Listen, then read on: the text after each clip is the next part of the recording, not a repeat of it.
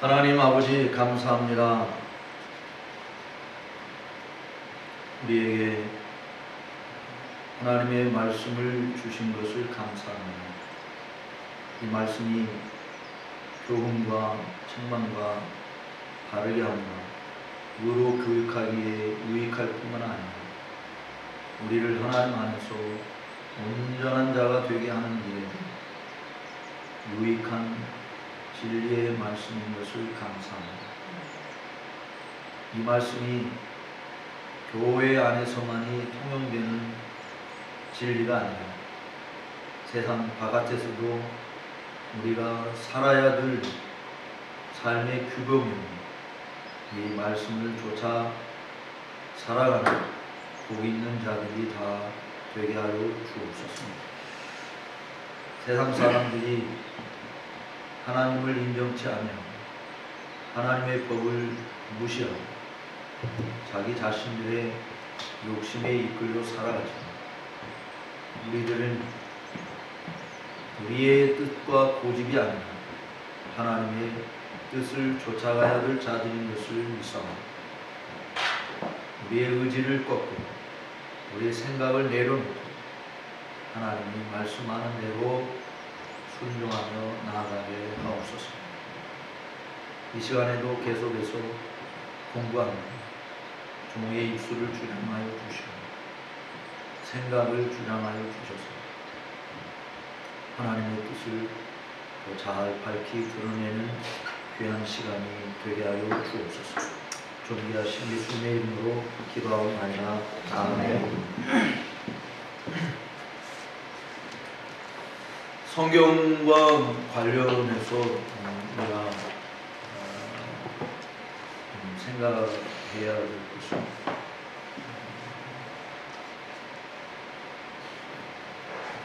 목사님들이 하나님의 말씀을 잘 전해야 그래야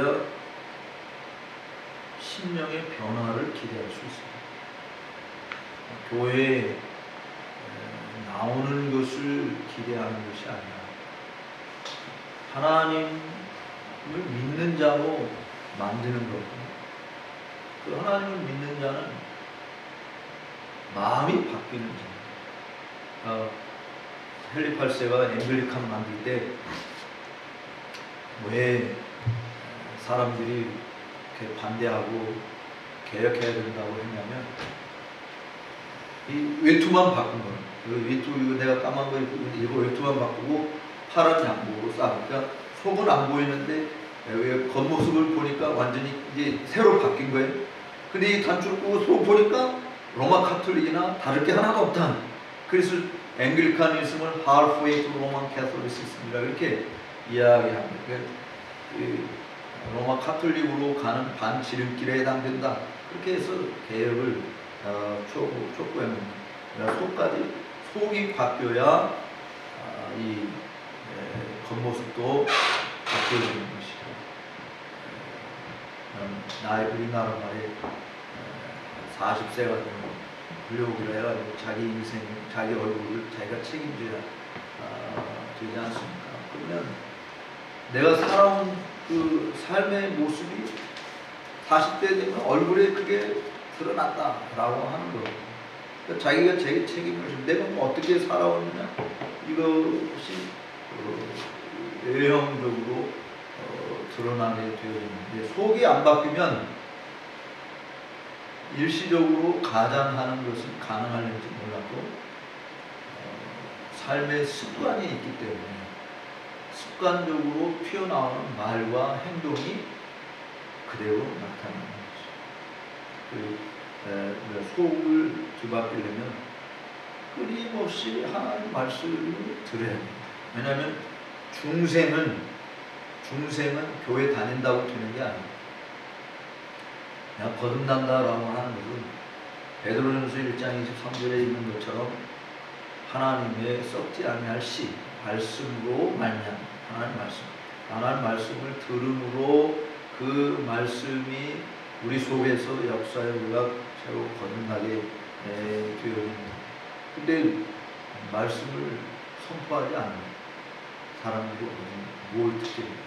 그러니까 중세 시대에 교회가 부패하고 타락하게 된 가장 큰 것이 이 게스타 로마누, 이 로마인들의 신변 잡기 같은 이런 재미난 이야기들. 그래서 예배당에 가서 설교 들으면서 막 신나게 웃고 때로는 막 눈물을 흘리고 지금 자기들의 죄가 생각나서 눈물을 흘리는 게 아니라 연속극 보고 눈물 흘리는 것이 우리 연속극 보고 눈물 하면 저는 좀 우리 집사람한테 핀잔 듣는 이 영화 보고 잘 울고 연속극 보고 잘 울고 근데 설교 들을 때는 우는 게 별로 없어요. 그러니까 사람들을 웃기고 울리게 하는 이런 일은 소설들이나 연속극 드라마 이런 것들이 훨씬 더 효과적이에요. 근데 연속극 보고 집사람의 심령이 바뀌어요. 내가 그 눈물을 흘렸다고 할지라도 심령이 바뀌어지냐. 심령이 변화되는 것은 하나님의 말씀을 들음을 통해서 일어납니다. 그래서 오직 성경이라고 하는 이 구호는 성경으로 돌아가는 것은 강단에서 외치는 말씀도 그런 신변 잡기 이야기, 세상 돌아가는 이야기, 뭐 문학적인 이야기, 정치적인 이야기, 사회적인 이야기 이런 것들이 아니라 하나님 말씀만을 전하는 자가 되어야 된다. 그래서 교회 개혁과 관련해서요 중요하게 생각할 때 교회라고 이야기할 때 이 교회는 그리스도의 몸이다. 그리스도의 몸. 신약에서 그리스도의 몸이라는 얘기를 하는데 그리스도의 몸, 우리가 이 몸을 생각할 때 몸에서 제일 중요한 게 뭡니까? 물론 이제 심장이 중요하다고 할 수 있지만 이게 제일 중요하잖아요. 이게 그죠? 여기 심장도 다 있는데 이게 없으면 돼요? 물론 이것도 있으면 심장이 없어도 안 되지만 하여간 몸에 있어서 제일 중요한 게 이 머리. 그 교회의 머리가 아까 누구라고 그랬어요? 예수님이라고 그렇게 이야기했죠. 그 우리 사모님이 빼앗 좀 어떻게 돌보는 일을 하신다고 이야기 잠깐 들었습니다. 뇌가 이상이 있어서 되는 거죠. 뇌가 이상입니다. 뇌가 고장나면 모든 게 다 육체 외형적으로 모든 신체를 다 가지고 있을지라도 뇌가 이상이 있으면 이게 모든 게 다 이상합니다.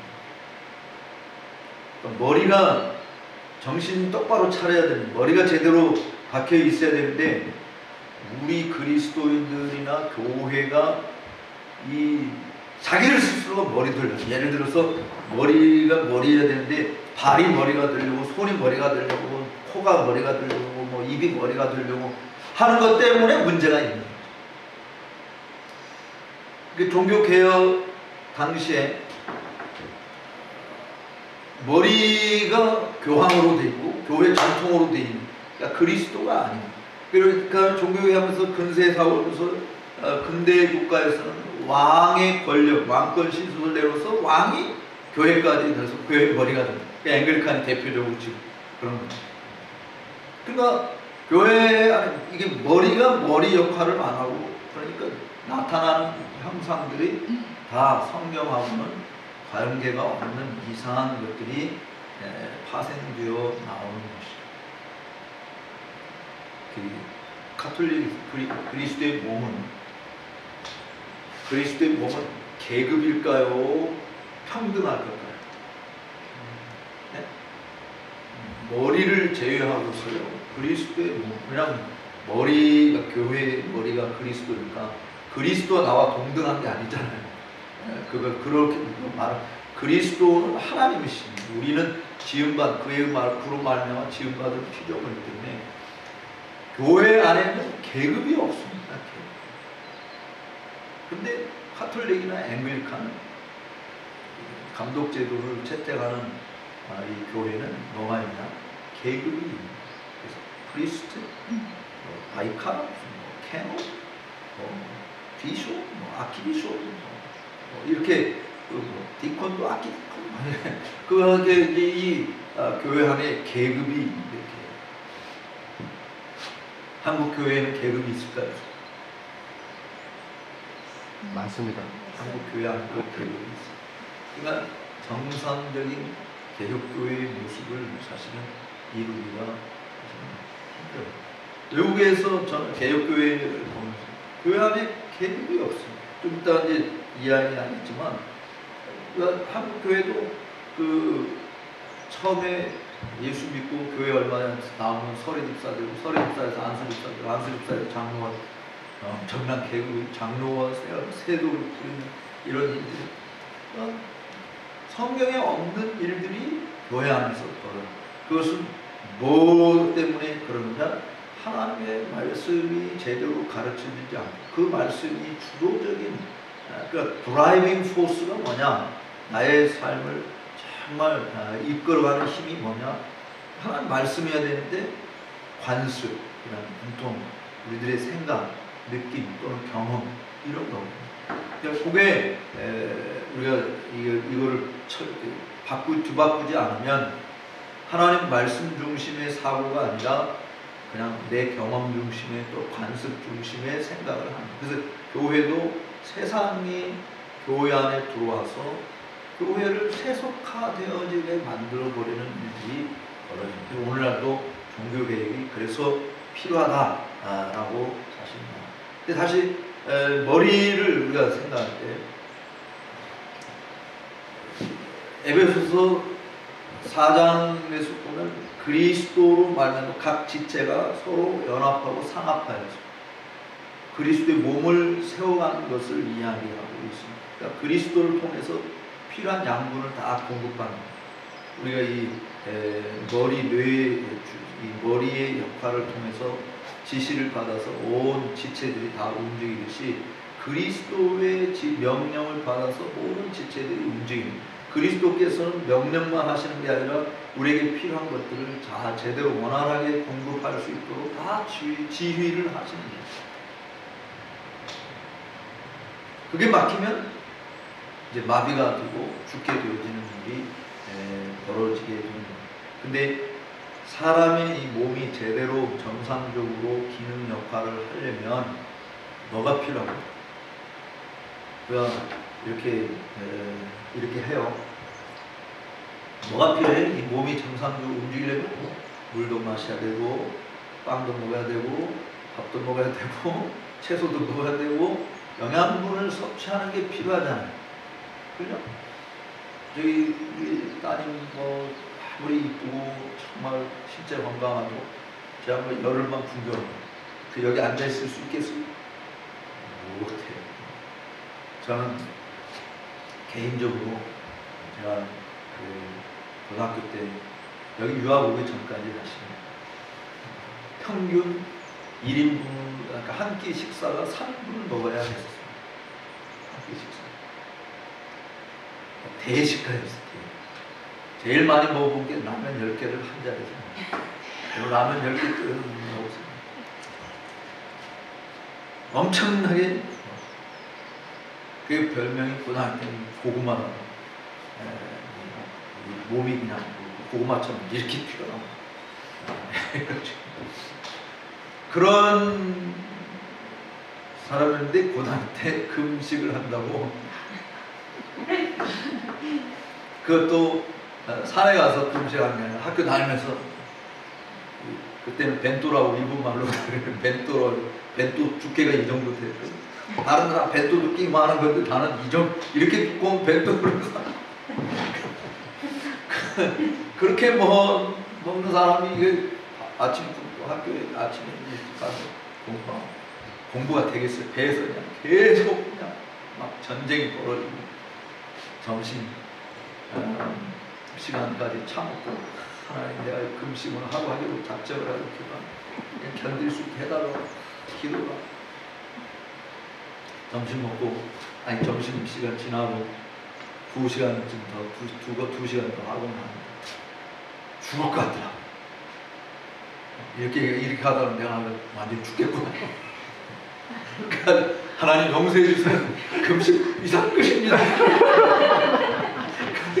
그리고 그냥 종소리 나자마자 그 교문 앞에 뛰쳐나가지고 학교 앞에 항상 그 호빵이랑 뭐 이렇게 출판 파는 게 있지.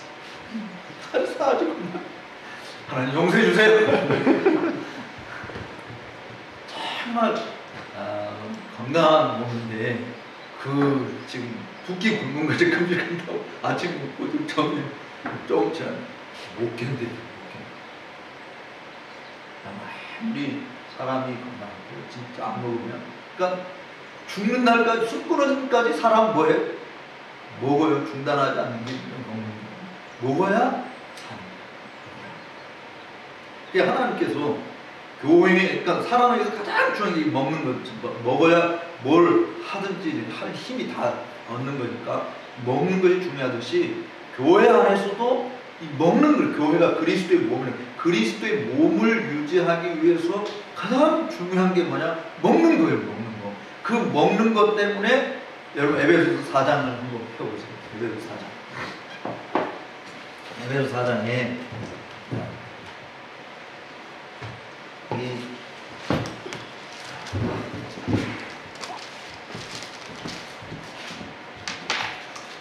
에베소서 4장 8절에 보면, 그러므로 이르기를 그가 위로 올라가실 때, 예수님께서 승천하실 때를 이야기하는데, 승천할 때 사로잡히는 사로잡고 사람들에게 뭘 주셨어요? 선물을 주셨다 그랬습니다. 선물을 주셨다. 그러니까 사람들에게 예수님께서 승천하시면서 선물을 주신데 무슨 선물을 주셨느냐? 11절 읽어보세요. 11절 여러분들 읽어보세요. 시작. 그가 혹은 사도로 혹은 선지자로 혹은 전자로 어떤 목사와 교사로 주셨으니. 네. 자, 주님께서 사람들에게, 이게 교회에게 말하는데, 교회에게 승천하시면서 선물을 주셨다. 무슨 선물을 주셨어요? 11절에 보면 거기에 사도 다 그 5가지 종류의 사람들이 등장하는데, 첫째가 누구예요? 사도, 둘째가 선지자, 셋째가 복음 전하는 자, 넷째가 목사, 그다음에 교사 이렇게. 자, 이 사람들의 공통점이 뭡니까? 가르치는. 네, 이 사람들의 공통점이 다 뭐냐면 말씀을 전하는 사람들, 말씀을 전하는 사람. 그러니까 한마디로 말해서 그리스도의 몸을 세우기 위해서, 그리스도의 몸을 유지하기 위해서, 교회라고 하는 이 그리스도의 몸을 유지하기 위해서 주님께서 이 땅에 선물로 주고 간 직임이 뭐냐? 다 뭐와 관련되냐면 말씀과 관련됩니다. 이걸 다시 제가 설명하지는 않겠지만, 지금 사도, 우리는 더 이상 사도가 없어요. 또 선지자, 더 이상 선지자, 여기서 말하고 있는 다 뭐와 관련이 있냐면 계시의 말씀과 관련이 있습니다. 내가 지금 선지자로서의 기능을 한다 할지라도 구약시대는 이 당시 말하는 선지자, 하나님께서 우리에게 주신 막 계시의 말씀이 있어, 배우시오 들으시오, 내가 지금 하나님부터 계시 받았거든 해가지고 이야기할 사람이 없다. 왜냐하면 이제 계시는 신구약 성경 66권으로 다 끝난 거예요. 그러니까 그런 의미에서 선지자는 없는 거예요. 또 사도도, 사도라고 하는 말 자체는 예수님과 함께, 예수님의 부름 받아서 예수님과 함께 3년 동안 먹고 마시고 예수님의 가르침을 보고 부활하신 주님을 직접 목격한 그런 사람들을 사도라고 합니다. 좁은 의미로는 여기 있는 여러분이나 제가 다 사도예요. 사도가 보내심을 받은 자라고 합니다. 주님이 우리를 불러서 세상으로 다시 보냄을, 복음을 전하라고 그런 보내심을 받았다는 넓은 의미로는 우리도 다 사도예요. 근데 좁은 의미로 예수님과 함께 직접 예수님의 부름 받아서 3년 동안 함께 지내고 부활을 목격하고 하는 이런 사도는 없는 거예요. 그래서 더 이상 사도직도 없고 선지자직도 없고, 여기 복음 전하는 자도 사실은 지금 우리가 전도하는 이런 전도인을 이야기하지 않고 특별히 계시를 받아서 이 전문적으로 복음 전하는 일에 헌신한 그런 직분을 이야기하는. 근데 그 외 세 가지는 이 계시의 말씀이 우리에게 다 주어지면서 더 이상 존재하지 않는다. 이렇게 믿고 있는 거예요. 근데 이거를 부정하는 사람도 있어요. 신사도 운동이라고 지들끼리 모여서 우리가 사도다. 그래서 내가 최찬을 목사님 안수 좀 내가 너를 사도로 파송한다. 뭐 이런 헛소리 하는 사람들도 있어요. 그리고 한국 목사님도 그런 데 끼어있고 막. 근데 우리는 그런 거를, 개혁교회는 그런 걸 믿지 않고 여기 있는 성경 그대로 어쨌든 교회 하나님 주셨는데 그 직분은 더 이상 사도권 계승이 있어요. 사도권 계승은 로마 카톨릭에서 말하는 교황이 한다라거나 그 사도권 계승이라고 하는 것은 하나님의 말씀을 전하는 권위를 우리가 가지고 있다. 이렇게 하나님의 부름 받아서 훈련 받아서 말씀을 전한다고 해서 사도권 계승은 이어져도 사도라고 하는 직분은 더 이상 존재하지 않는다. 근데 이제 교회에 그 남은 게 뭐냐면 목사와 교사를 주셨다. 제자는 제자. 그건 예수님 믿고 따르는 자들은 다 제자인 것이죠. 네. 제자라는 지금 여기서 말하는 것은 오피스 베어러거든요. 영어로 오피스 베어러. 교회의 직임자들, 직책을 가진 자들 말하는데 그 교회의 직임은 하나님께서 주신 것이 어쨌든 여기 지금 목사와 교사로 주셨다. 근데 이게 이제 이 목사와 교사는 사실은 한 직분 그러니까 그 한 직임의 두 가지 기능을 이야기한다고 보시면 돼요. 여기 목사와 교사라고 이야기할 때 그것은 한 직임의 두 가지 기능. 이거를 이렇게 해석을 하면 됩니다. 디모데전서 5장 17절에 보면 지금 이게 지금 에베소서를 읽었어요. 바울이 에베소 교회에 편지 보낸 거예요. 이 에베소 교회에 누가 목회하고 있었냐면 디모데가 목사로 목회하고 있었어요. 그러니까 지금 디모데전서 후서는 바울이 디모데에게 에베소 교회를 목회하는 디모데에게 보낸 편지예요. 그 디모데전서 5장 17절에 이렇게 이야기했어요. 잘 가르치는 자, 아니 잘 다스리는 자를 배나 존경할 자로 알되 말씀에 수고하는 자를 더 할지니라 이렇게 이야기합니다. 그러니까 잘 다스리는 자는 교회에서 배나 존경을 받아야 된다. 근데 그 중에 말씀을 전하고 가르치는 일에 수고하는 자가 있는데 그 자들은 더 해야 된다. 그러니까 잘 다스리는 자들이 우리가 배나 존경하지만 말씀에 수고하는 자들 더 존경을 해야 된다라고 하는데 거기에 있는 말씀을 우리가 많이 생각해 보면 바울이 밀레도에서 사도행전 20장을 보면 에베소 교회 장로들을 다 불러 모읍니다. 그래서 고별 설교를 장로들에게 하는 겁니다. 이 장로들. 그래서 이 장로들에게 하나님께서 너희를 양무리를 치는 감독자로 삼았다라고 하는 것을 이야기하고 있는데 거기에 이제 헬라어에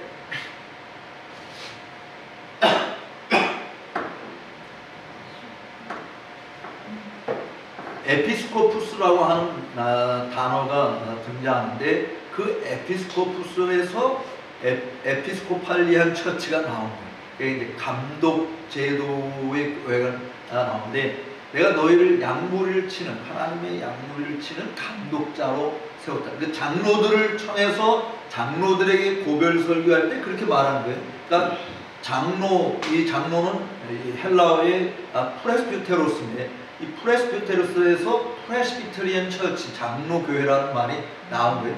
그러니까 에피스코푸스라는 단어에서 에피스코팔리안 감독제도라는 말이 나온 거예요. 그러니까 근데 지금 이제 바울이 우리가 사도행전 20장에 있는 요거를 보면 그러니까 에피스코푸스나 프레스비테로스나 이게 지금 같은 사람들에게 적용한 단어입니다. 같은 사람들이. 그러니까 내가 장로라고 한다면 지금 바울이 나한테 이 감독으로 삼았다라고 하는 에피스코푸스라는 단어를 쓴 거예요. 그러니까 장로 프레스비테로스이기도 하고 에피스코푸스라고 하는 단어도 나한테 사용한 거예요. 지금 이제 바울이 에베소 교회를 지금 목회하고 있는 바울이 에베소서를 쓸 때 사도, 선지자, 복음전자하고 그 다음에 목사와 교사들, 여기 목사는 사실은 정확한 표현은 목사가 아니고 목자예요. 목자의 일은 뭐냐면 잘 다스리는 일을 하는 거예요. 그리고 교사는 잘 가르치는 일을 하는 거예요. 그러니까 사도행전 20장에서 빌레도의 그 장로들을 청해서 장로라고 하는 이 직분은 잘 다스리는 직분이기도 하고, 근데 그들을 감독자로 세웠고, 그 다음에 사도행전 20장 28절에 보면 내가 너희에게 하나님의 은혜의 말씀을 나에게 부탁한다 이렇게 이야기하고 있는 것을 보여요. 그러면 지금 바울이 디모데에게 쓴 디모데전서 5장 17절에서 잘 다스리는 자는 장로, 이 감독을 해야 됩니다. 장로 중에서도 감독의 역할, 잘 다스리고, 목자라고 하는 것은 양들을 잘 다스리고 치는 일을 해야 하는 일이잖아요. 그 다음에 말씀에 수고하는, 가르치는 일에 수고하는 자를 이야기하고, 거기 가르침에 수고하는 자가 바로 강도 장로라 이렇게. 그러니까 한국말로 칠이 장로, 잘 다스리는 장로, 말씀을 전하고 가르치는 강도 장로. 이게 좀 한국말에 억양이 안 좋다고 해서 뭐 준목사라 뭐 이렇게 바뀌기도 하는데, 어쨌든 우리 장로의 헌법에 이 칠이 장로와 강도 장로 두 개를 준 거예요. 근데 이 장로, 그러니까 목사와 교사로 주셨다라고 하는 이 부분은 양무리를 잘 다스리고 잘 돌아보는 건데, 이거를 두 종류로 보는 것이 아니라 한 종류, 한 장로직의 두 가지 다른 기능이라 그렇게 보는 거예요. 그래서 이제 나중에 더 설명을 하겠지만, 교회의 직분은 반드시 은사에 따라서 주어집니다. 모든 장로는 다 잘 다스리는 자여야 합니다. 다스리는 은사가 없으면 장로가 되면 안 돼요. 그래서 성경이, 근데 한국 교회의 문제가 뭐냐? 잘 다스리는 은사가 없음에도 불구하고 장로가 되는 것이 문제예요. 그래서 교회를, 성도들을 잘 신령한 일들을 그냥 세상의 정치가들처럼 뭐 권력을 휘두르라 이런 것이 아니잖아요. 그래서 바울에게 베드로가 베드로전서 5장을 쓰면서, 나도 베드로가 사도인데도 나도 너희와 같은 장로로서 너에게 권한다라고 이야기하면서 양물의 본인, 거기에 자기 권리를 내세우는 자처럼 이렇게 해서는 안 되고, 또 이익을 쫓아내서도 안 되고, 양물의 본이되라고 이야기한 건데, 거기에서 말하고 있는 그 장로라고 하는 이 직임은 다 뭐냐면 잘 다스리는 자예요. 잘 다스리는 자.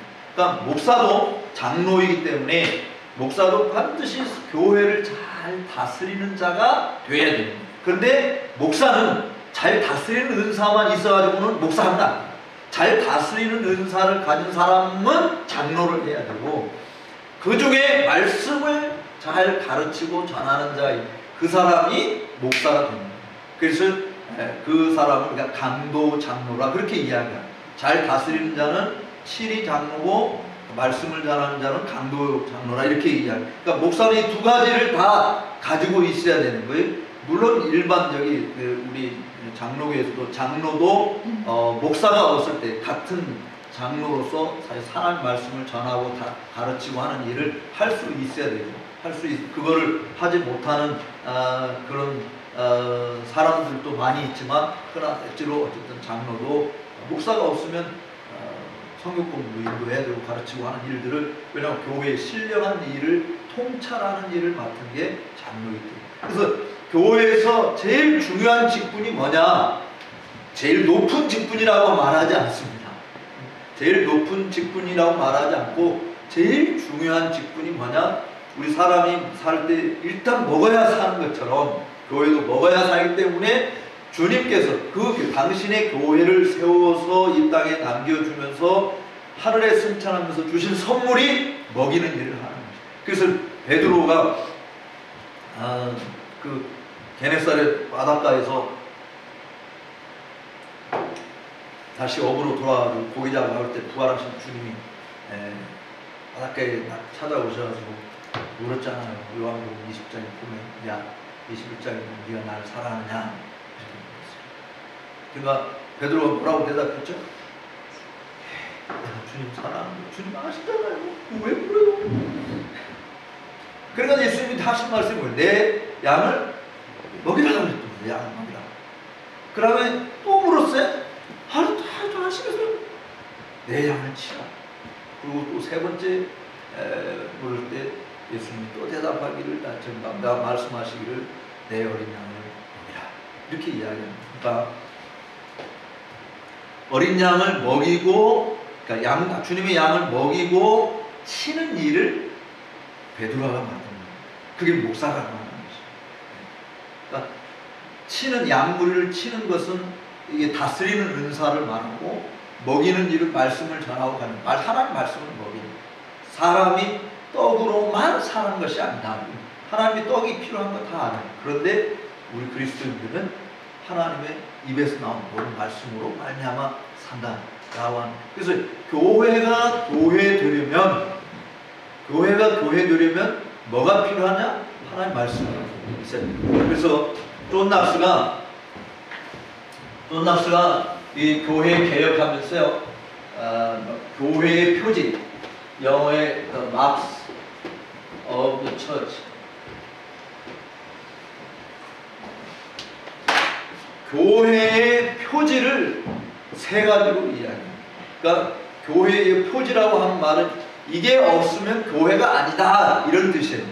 교회 하면은 반드시 이 세 가지가 있어야 된다라고 이야기하는데, 첫 번째가 뭐냐? 하나님의 말씀 선포다. 첫 번째, 하나님의 말씀 선포. 그럼 이제 두 번째가 올바른 성례 거행. 올바른 성례 거행. 그다음에 세 번째가 정당한 권징 시행. 그래서 첫 번째는 proclamation of the word, 두 번째는 sacrament, the practice of sacrament, 세 번째 church discipline, 권징이라고 이야기합니다. 그러니까 요 세 가지가 있어야만이 이게 교회다 이렇게 이야기합니다. 그러니까 로마 가톨릭 교회에서는 하나님의 말씀을 선포하지 않고 가르치지 않은 그런 교회가 아니에요. 그래서 개혁해서 말씀으로 돌아가자 할 때 제1 원리를 오직 성도들이 들어야 될 것은 하나님의 말씀이지 이 세상 돌아가는 이야기, 사람들의 신변의 간증 이야기가 아니다. 하나님의 말씀을 들어야 된다라고 하는 것을